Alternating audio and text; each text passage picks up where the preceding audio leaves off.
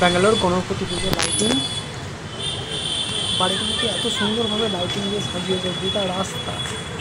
গোটা রাস্তা ওই এলাকার যতগুলি রাস্তা ছিল সব রাস্তাগুলোতে লাইট দিয়ে এরকমভাবে দারুণ সুন্দর লাগছে।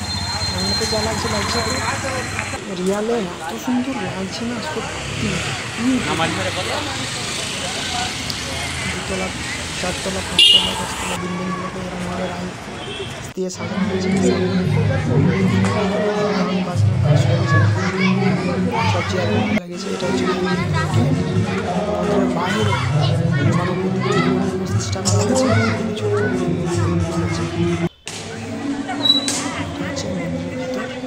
রাম টেম্পল, এখানে রাম, সীতা, লক্ষণ আছে, এই ওপরেও আছে এবং চারিদিকে বিভিন্ন ধরনের ঠাকুর আছে। দারুণ সুন্দর। তবে ব্যাঙ্গালোরের ভেতরে যে মন্দিরগুলোই আছে না, মানে ব্যাঙ্গালোর শহরে সিটিতে, সেই মন্দিরগুলো হাইফাই, সব হাইফাই সেরকম। হচ্ছে বাইরের গণপতি ঠাকুর, এখানে বেশ ঘটা করে পুজো করা হয়।